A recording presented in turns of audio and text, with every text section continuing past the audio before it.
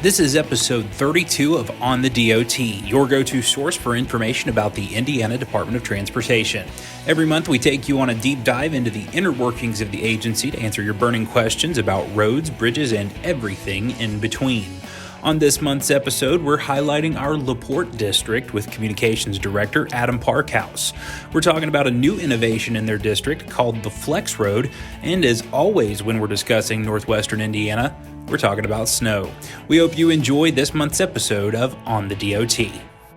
Welcome to On the DOT. Jason Tiller here once again, and I'm joined by Adam Parkhouse as we are doing our LaPorte District Spotlight. How you doing, Adam? I'm doing great, man. Thanks for having me. I'm glad to have you on. It's very rare that we're actually in the same place, although less rare now that we're taking this class together here. And I mention that because I want to say thank you to Ball State University, their Fishers campus here on Visionary Way in Indianapolis. We're doing our class here today, and we just happen to have this opportunity to get together, and they've graciously allowed us to use their conference room. Beautiful conference room. I love all the glass bricks. One of my favorite things. Actually, genuinely and honestly, that is one of my favorite things to use in building. Okay, all right. But definitely want to say thanks to Ball State for allowing us to use this room. So, to be clear, we kind of took the room. We really did, but we did ask permission. We just kind of set it off into the ether and said, we're just going to go in here, and nobody really stopped us. So sure, I guess we did ask, which is fine. Yeah, exactly. It's great.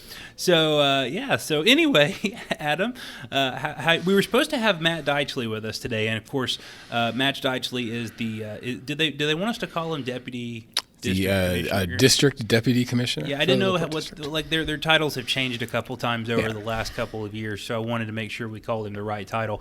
But Matt is the District Deputy Commissioner of LaPorte District. He is also a friend of communications. He was my colleague when I first broke into NDOT about 7 years ago.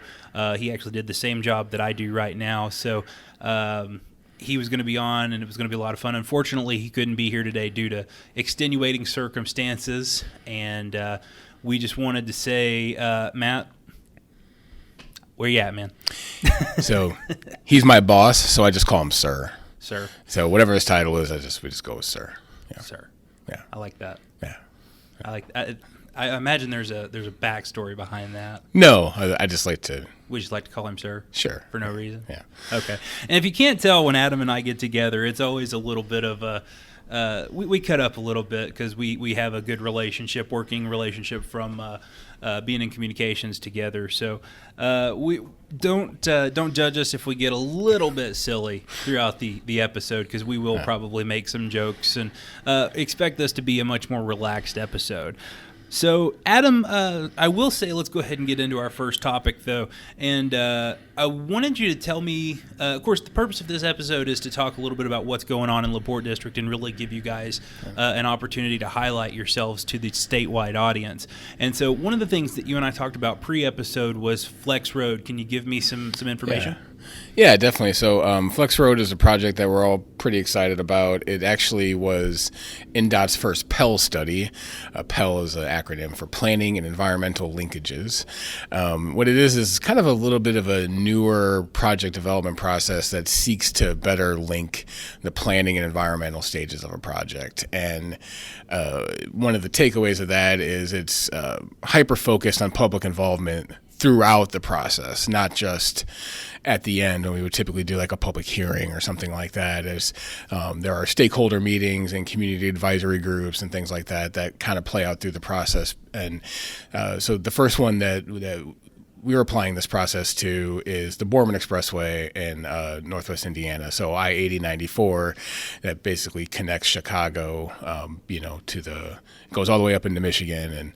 But the Borman Expressway ends at 65. So we're talking about an area between I-65 and just over the Illinois state line. So this is one of those projects that got a name and got a branding initiative behind it. And our friends at Parsons, a wonderful consultant that we've been pleased to work with on this project. through their creative lab process, came up with this. They came up with a few things, and some folks at the district, myself included, sort of landed on this flex road concept. And what we're really looking to do here is to add capacity without adding capacity, right? So adding a lane on the Borman Expressway or any interstate, really costly endeavor. We're measuring in billions probably, right? For a 13, 14 mile stretch of road, which is what we're dealing with here.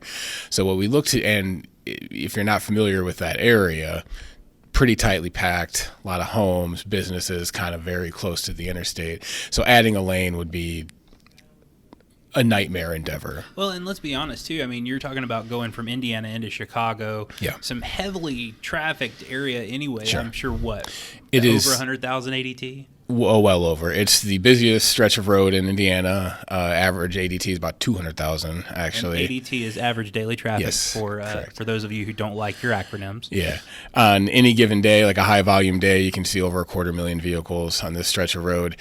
And what's a little bit unique about the Borman is about 30% of that, give or take, is truck traffic, which is right around double what you would expect to see on an interstate corridor like that. So a ton of traffic, a ton of truck traffic.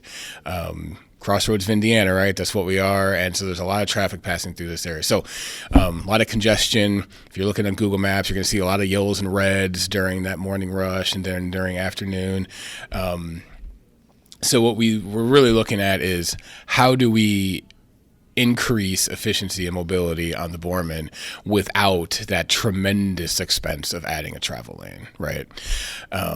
So Flex Road takes a look at that, and some of the strategies that may come out of that, we're getting really close to identifying an alternatives package that we like. Parsons came up with a number of different packages and have presented those to us, but things that you might potentially see out there would be this concept called hard shoulder running, which basically allows that inside shoulder to serve as a travel lane during peak times. And you control that via boards on overhead gantries.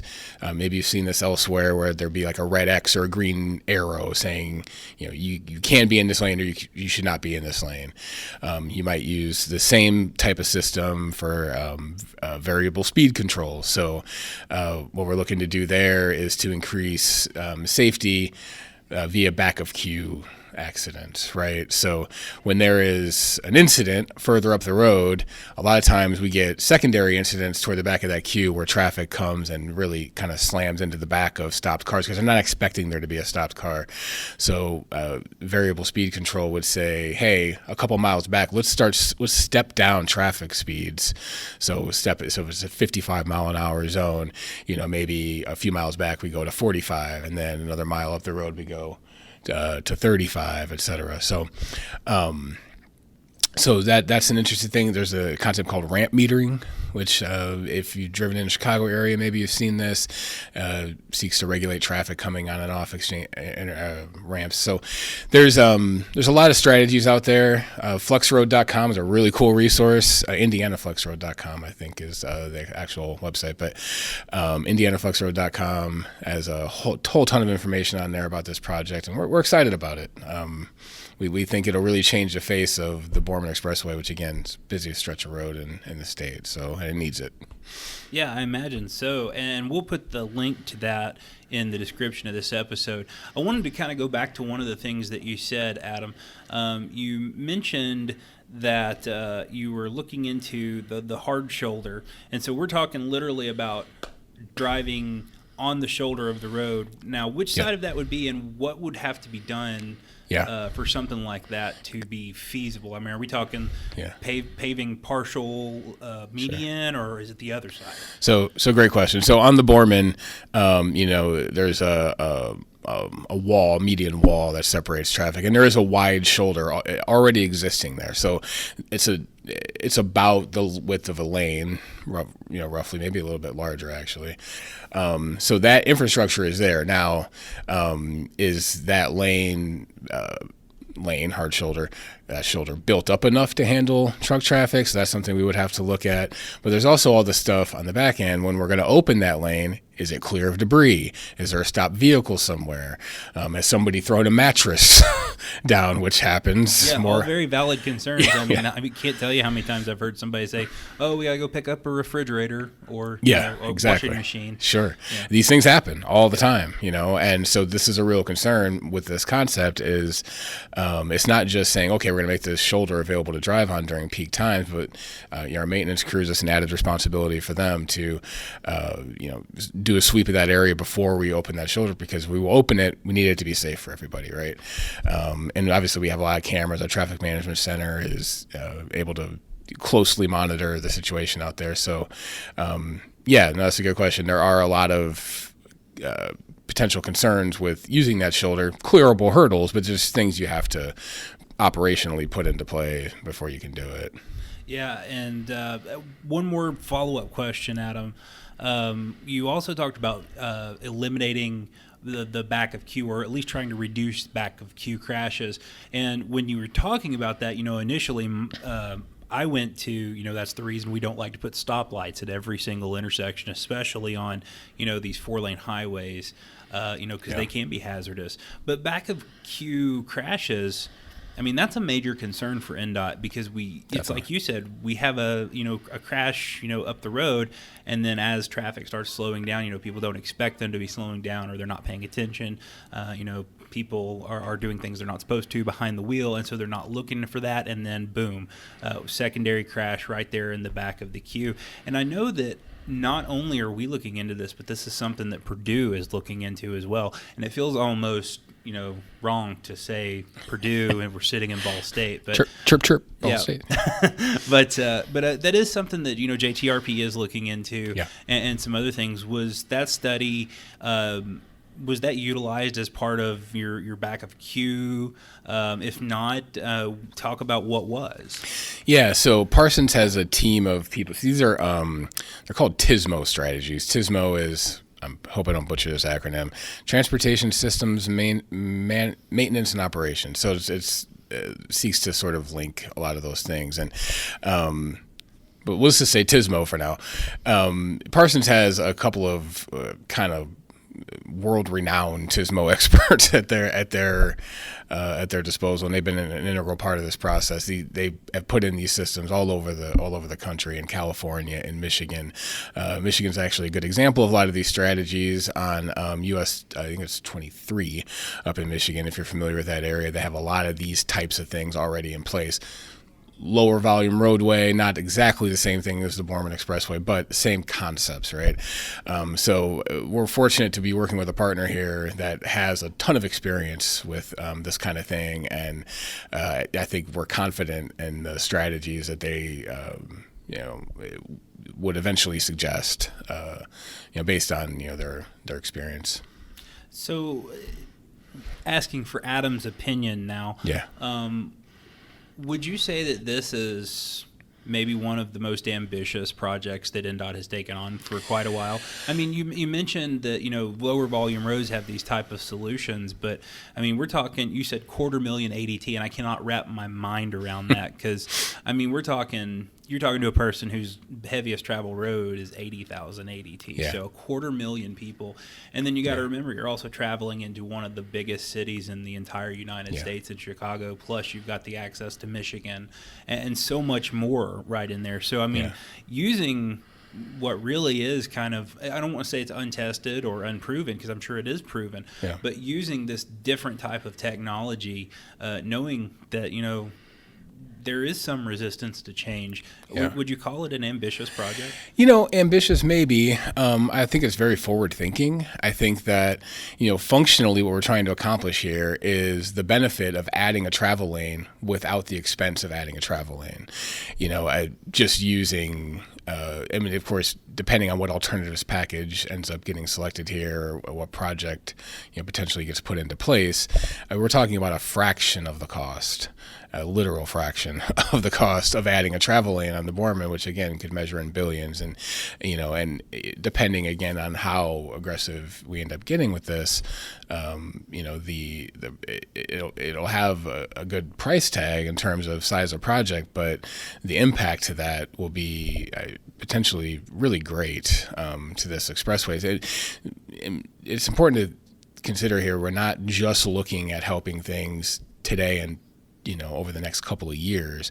We're looking 40 years, 50 years down the road, and you look at some of the traffic projections for an already very busy expressway, and they get pretty harrowing 4 decades into the future, depending on how areas grow and things like that. So, I think, the time to do something or take a look at this is now, and that's exactly what we've done. And it's been a great process so far. We've got some good feedback from the public. We've had a series of good public meetings on this, where we've had small but mighty groups come out and voice concerns and share thoughts. And hey, here's an area where I've experienced issues before, consider this, and the project team has been great about taking all that in and trying to factor that into potential alternatives packages. So yeah, it's an ambitious project, like I said, but I think it's forward thinking. I think it's really trying to get the most out of what our network is, and what it can be. So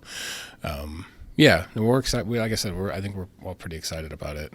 And as far as like highway safety, these solutions are designed with that safety in mind, but also in the build process, I want to bring attention to the fact that with doing the Flex Road concept, we're probably looking at major impacts to worker safety as well. You're not going to have nearly as much out there as far as manpower, equipment, things of that. So, all around, I'm assuming this is probably a wonderful project for safety in general. Well, and, we also think that this Flex Road concept will not just be limited to the Borman Expressway. This could very well be the first test case, and again, we'll see, what if any alternatives packages end up getting selected for this. LaPorte seems to have a lot of firsts in the state. Is that a fact? Yeah. Interesting. Yeah. We won't talk about median. Wait, what are we allowed to call them now? RCIs. We reduced conflict intersections. Yeah. We did have the first one of those. Yeah, so it was almost 6 years ago now. Yeah. And then Vincent's had the second one. Yeah. So. Okay. Right on. But we think this Flex Road concept is going to eventually be, applied to other areas of the state as well. In fact, that brand that we now have, Flex Road, that's been trademarked and all that stuff, we would, use that brand potentially on other projects throughout the state. So I think this concept isn't going anywhere. I think this is just the start. And I think it'll, potentially, have a great impact on, various thoroughfares, interstates, throughout the state. So it definitely sounds like a win, especially for those who expect more projects, more bang for their buck with less dollars spent. So sounds like a win-win for everyone involved. Adam, we're going to take our first break, and when we come back, we're going to talk a little bit about snow and how it's a little different in LaPorte versus Vincennes or really anywhere else in the entire state. So we'll be right back with more on the DOT. INDOT recently launched a new app, INDOT TrafficWise. Our INDOT TrafficWise app makes it easier than ever to prepare for your travels.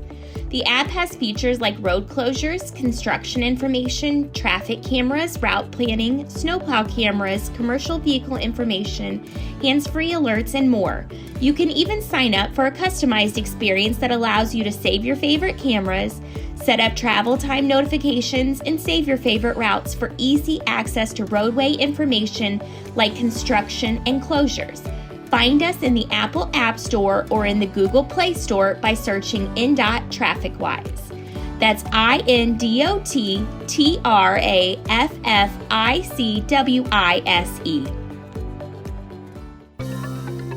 somebody needs to report that pothole. Why aren't they mowing the grass in the median? When are they going to fix this road? You know there's an easy way to get answers to those questions and report the problems you see on interstates, U.S. routes, and state roads. Dial 1-855-INDOT4U to talk to a live customer service professional. That's 855-463-6848. Hate talking on the phone or have a fear of human interaction? We've got you covered. Go online to INDOT4U.com to use our Report a Concern tool. You can also report a concern through our INDOT mobile app for iPhone and Android. If you've got questions, we've got answers at 855-INDOT4U or online at INDOT4U.com. Hands-free is now the law in Indiana. That means you can't have a mobile device in your hand while driving. Help make Indiana roads safer.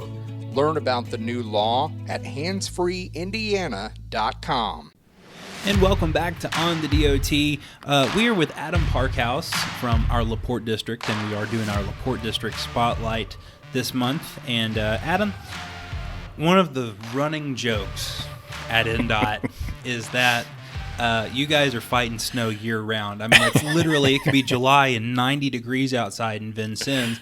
We're probably looking at you guys being like, so how many inches of snow did y'all get today? Yeah. I mean, it's one of those things. It's where LaPorte is just such a different monster when it comes to snow. And I'll share a story with you real fast before we jump into the meat and potatoes.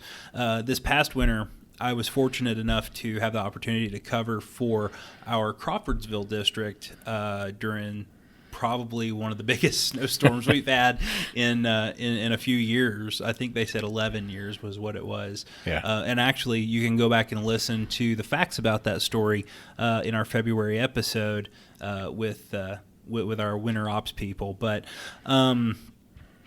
just from Vincennes to Crawfordsville was a shock to my system because we had, I mean, I learned what a V-plow is on that day. Yeah. And I'd never heard of that because we don't get called for it. You know, we get more ice in southern Indiana. And when we do get snow, I mean, we've never, I think we've gotten, the most we've gotten since I've lived here was 12 inches at once, and that was over the course of 2 days. And I know you're... That's enough, but... It's quite a bit. Yeah. And, you know, me, I'm not built for this kind of... I made a TikTok video about it. I'll never forget, you know, one of those. I'm not built for this. But, you know, Adam, I'm sure to your ears, when I say 12 inches, that probably sounds like child's play. Well, to be clear, 12 inches of snow anywhere is quite a bit. We do tend to get a lot of significant events over the course of a winter. Although I will say, you guys get a lot of freezing rain down there, and I don't know that I'd really want to deal with a lot of that because that's... I hate. There's nothing I hate worse than coming out in the morning and my car is just a sheet of ice. Like, that's brutal. Yeah.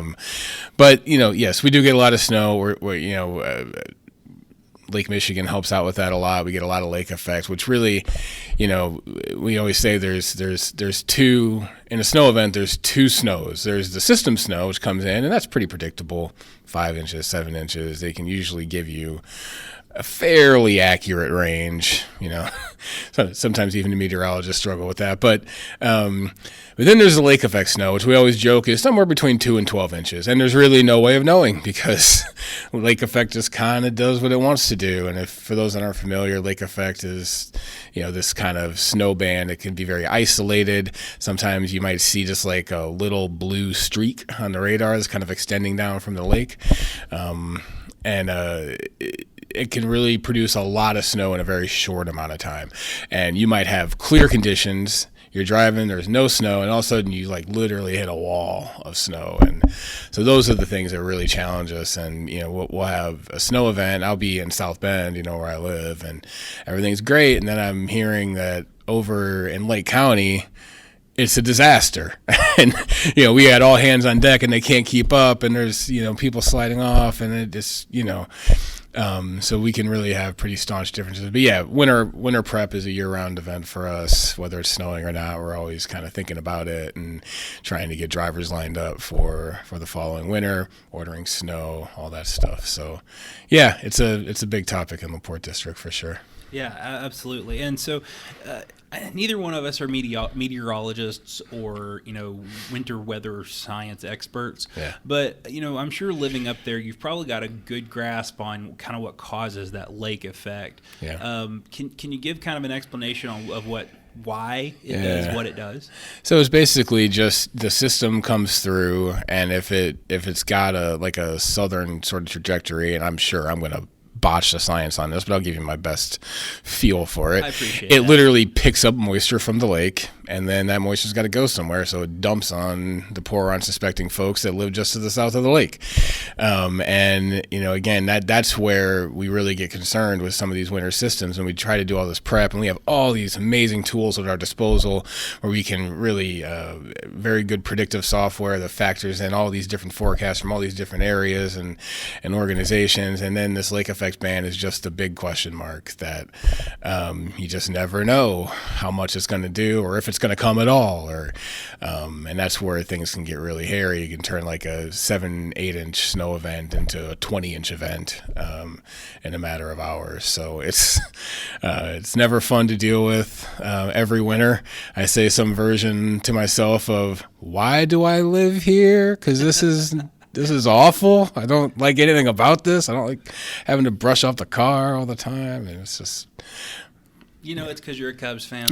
That's what it is. Sorry to insult all of our Cubs fan listeners, but tough times. I'll say this. One of the things that... I don't think maybe a lot of people realize is, you're not talking about like a once every, year or so. We're talking lake effect snow happens every single time it snows.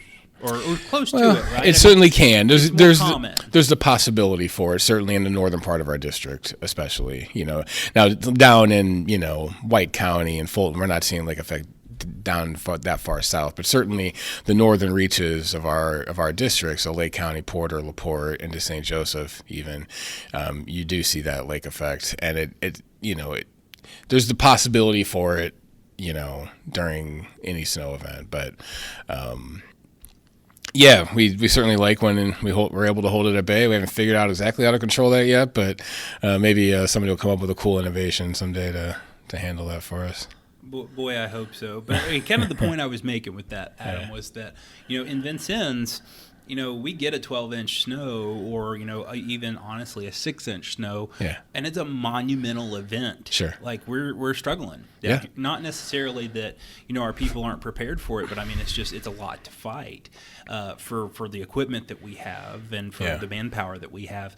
A normal snow for us is, we anywhere from a dusting to a couple of inches, and that's kind of our sweet spot. But I mean, you all have to be prepared for a potentially what would be in Vincennes a completely monumental event that would shut down half the towns in our district.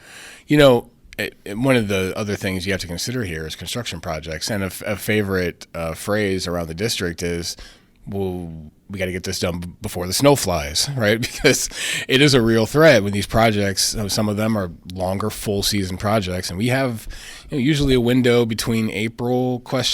And November ? To get these projects done.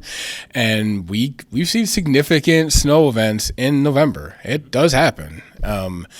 And if we have projects that are kind of in the process of wrapping up around that time, we have a lot of temperature sensitive elements of those projects on the back end, and it can be a real concern as we look at projects wrapping up. Is if we get winter comes in early, it can really present some challenges for us, and we do everything we can to try to avoid that from happening, obviously. But yeah, it's another little wrench that gets thrown into everything. So. Yeah, absolutely. And it's hard to plow snow with, cones on the road. It really is. Yeah, well, for sure. And we don't want to have to, we call it, winter over a project. And every now and then there are extenuating circumstances. There's, you kind of have to, and you set it up, as best you can for the safety of everybody. But yeah, it's not ideal. And I know our maintenance crews don't like it very much either. And they have hard enough jobs. Yeah, for sure. Yeah. And let me just say, it is so LaPorte District for you to have a term for when it snows during construction season. We're wintering over the project. Okay. And so, Jason made us funny for the episode. Let's talk about winter prep. You mentioned that it's a year-long process. And I mean, I think it is for every district, but not like it is for you guys.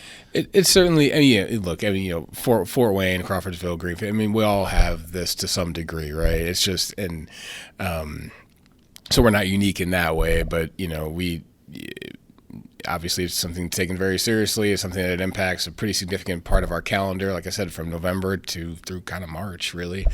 January, February really being the spot where you can really get hit in the mouth. And for comparison, in Vincennes District, our construction season typically starts mid-March. Yeah. We're not worried about snow after, that spring weather comes in. So, and then we, oftentimes will get, it'll get cold, but we don't really get, it's like Adam said, we get hit in the mouth in January, February with the snow, but like we can still even do construction projects up through December sometimes when we have really good weather. So that's just for comparison's sake. Yeah, no, for sure. And we certainly like when but it seems like every year for the last 2 or 3 years, we'll get like a significant event sometime in November, and it's like, oh man, it's really going to be a bad winter.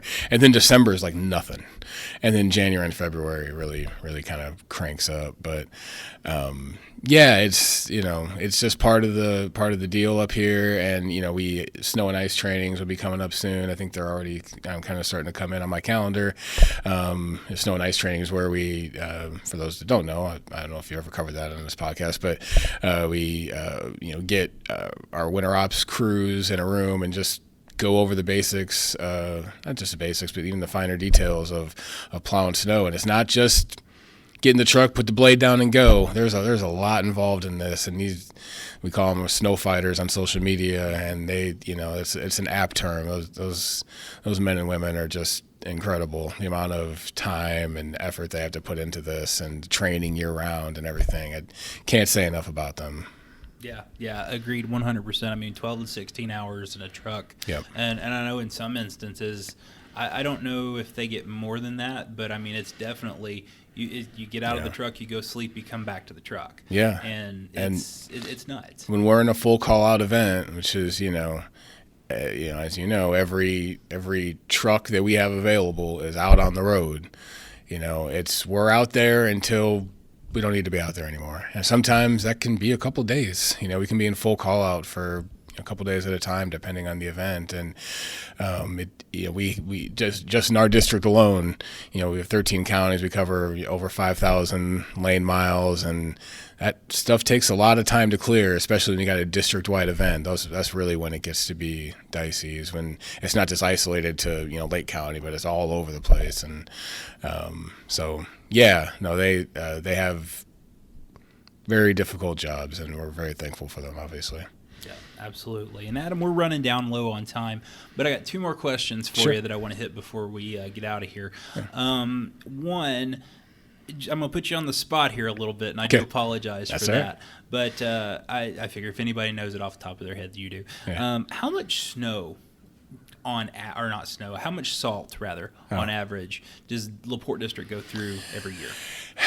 I think it's hard to put a number on it. I can tell you just from driving around the district lately, our salt barns are full. The domes are full all the way to the brim. So we get this question every now and then, even from the public, is like, what if we run out of salt? We're not going to run out of salt. Even if we deplete our reserves that are currently there, we just get more. We're not going to. You know what I mean? So even if it's an intense winter and we're just out there 3-4 times a week, every week for 2 or 3 months. So instead of putting a number on it, I would just say that it's a lot. Yeah. And these salt barns are very big if you've not seen them, and they hold an awful lot of salt. And like I said, we're purchasing salt throughout the year. We constantly have supplies of it coming in. That's one of the year-round aspects of winter ops prep, is making sure that we have enough salt ready to go, when the time comes. And like I said, just from driving around the district, in the recent few weeks, it looks like we are ready to go. So that's good to know. Hey, good deal. Yeah. And also, let me just plug this. In the unlikely event that they ever ran out of salt, there are other districts that get less snow that they could come borrow salt from. We can always find more if we need to. Salt is in supply. We will make sure that they have it. We're not going to let anybody go without. Yeah. My last question, Adam, I'm sorry. This is a random one, just kind of pulled out of thin air, but it does have to do with winter operations. Something that we don't see down here very often, because we don't have the infrastructure to see this type of operation, but it was always so cool to me, and I've got some B-roll footage of it actually on our YouTube version of this podcast. It's the gang plow. Can you kind of go over that just a little bit and kind of paint a visual picture for the listeners of what that is? Look, the Plow Gang is what we call it, and there's a few things I love more at INDOT than that thing. It is cool. So basically, this is used when we need to move the snow off of that inside shoulder and get it off the road, right? Because as we plow, snow gets pushed off onto that inside shoulder. We need to clear that up, especially if it's going to continue to snow. Otherwise, the snow just spills over onto one side of the road or the other, and it's not good. So what we do is, you want to talk about like the ultimate example of teamwork, and I wrote in one of these last year, and I did some video for our social media, which was cool. You'll have, so say in the Borman Expressway, you got 4 or 5 lanes of traffic. You need, 4 or 5 trucks. So you get a big truck, maybe a tow plow. I don't know if this audience is familiar with tow plows, but those things are cool. They can plow 2 lanes at a time. Basically got a little plow on the back that kind of fans out. And fun story about a tow plow, just real fast. Yeah. And then you can get back to your Plow Gang story. Yeah. First time I ever heard tow plow, I wondered why it was called a tow plow, because I was thinking TOE, TOW. Right. Yeah. But so I know there's probably if I did it, someone else did it, I'm sure. So it's TOW. It's a pull behind plow that, like he said, fans out, and you can get 2 lanes at once. It's really cool to see it in action. I love those things. So you'll see one. Usually, typically, it'd be a tow plow at the front of the line if we have one available, and then you just have trucks staggered backward from there. So maybe the tow plow is covering lanes 1 and 2, and then there's another plow in lane 3 behind them, and then behind them in lane 4, and then so on and so forth. Literally just pushing that snow from one plow to the next and getting it off that roadway. And it is really a sight to behold. And I'll tell you, like, every time we do something on social media with Plow Gang, we'll just use hashtag Plow Gang or whatever, people love it. We get a lot of shares, we get a lot of comments, and a lot of reactions, and it is a cool thing to see. And it's one of those like kind of instances of really cool teamwork that it's just, when you see it in action, it's a cool thing. So we always try to take advantage of an opportunity to get video or photos of that when the opportunity arises. Yeah, absolutely. Well, and you have to, because it's cool. Really, if you haven't seen it, I would urge you to find it on social media. We might even have some footage up on our YouTube channel. Yeah, I'm definitely. not 100% sure. Yeah, I think if you even just go like to our facebook.com/in.northwest and just search Plow Gang, you'll find something on there of some other things we've done, and I never get tired of seeing it. It's cool. Yeah, same here. Well, I was going to say plug your socials, Adam, but you've already done that. I beat you to the punch. You did. You beat me to it. So we are out of time, but it's been a fun conversation. Yeah. I really hope that our listeners will gain some cool information out of this. And hey, why don't you share this on your Facebook page that has over 100,000 likes at this point? So. Well, I think we will. I think is that more than Vincennes or less? It's Jason? way more. Is it more? I'm going to ask you to just not anymore. Okay. Got it. All right. Well, Adam, thank you for being on the podcast with us this month, and we'll be back next month with a brand new episode of On the DOT.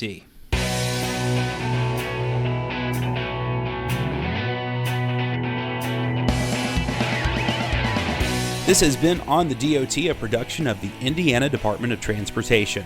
For more information, please visit our website at indot.in.gov. For the latest updates on road conditions or construction, you can download our INDOT mobile app for Apple and Android devices. Submit your roadway concerns by calling 1-855-INDOT-FOR-YOU or online at indot4u.com. Find all of that information in the description of this episode. Full episodes of On the DOT are available on YouTube by searching for INDOT. You can also follow INDOT and all 6 of our districts on Facebook and Twitter. If you like what you're hearing, please be sure to leave us a rating on your favorite podcast platform. Join us again every third Thursday for new episodes of On the DOT. Until then, travel safely, and thank you for joining us on the DOT.